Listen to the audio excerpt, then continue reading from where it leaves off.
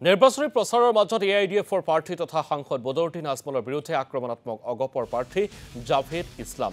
ধৰ্মীয় আৰু অন্ধবিশ্বাসৰ ৰাজনীতিৰে ধুবুৰীৰ জনতাক ইমান দিনে চলনা কৰি আহিছিল বদৰুদ্দিন আজমলে।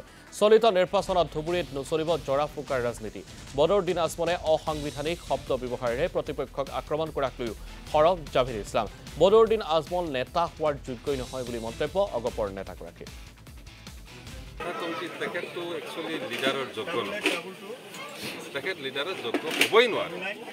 তেখেত আনপাৰ্লিয়ামেণ্টাৰী কথা কয়, তেখেত নিজৰ জাতি ধৰ্মৰ ল'ৰা ছোৱালীৰ বিষয়ে বেয়া কমেণ্ট কৰে, ধৰ্মৰ খিলাপৰ কথা কয়, কুৰবানী লৈ বিভিন্ন ক্ষেত্ৰত তেখেতে যেনেকৈ কমাণ্ড দিয়ে, হুইপ দিয়ে। অথচ তেখেত ৰাজনৈতিক এজন মানুহ, ৰাজনীতি কৰা মানুহ, তেখেত ধৰ্মীয় মুৰব্বী নহয়। ধৰ্মীয় মুৰব্বীৰ ওপৰত গৈ কিছুমান আনপাৰ্লিয়ামেণ্টাৰী কথা কয়, অসংযম কথা কয়, মিছবিহেভ কৰে।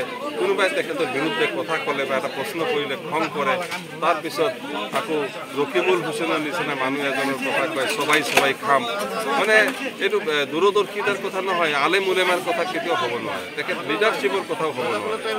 আৰু তেখেতক লিডাৰ বনাইছে অলৌকিকভাৱে কিবা এটা ৱাজেদ চৌধুৰীক হেৰাবৰ কাৰণে মিছামিছি এই চালমাৰা মানুহবিলাকে অপপ্ৰচাৰ এটা কৰিছিল যে তেখেতক গালি পাৰিলে জিভা পল্টি যায়, তেখেতক পোষ্টাৰ ছিঙি পেলালে হাত ভাঙি যায়। এইবিলাক আমি দেখা পাইছোঁ। এইবিলাক কথা কৈ তেখেতক এটা অলৌকিকভাৱে ধৰ্মীয় নেতাৰ লাইনত এটা লৈছিলে, যাৰ ফলত আন্দাজত মানুহ সেই কথা ভাবি ইমোশ্যনেল ব্লেকমেইলিং কৰি ইমান দিন চলিছিল। কিন্তু এইবাৰ আৰু নোৱাৰিব।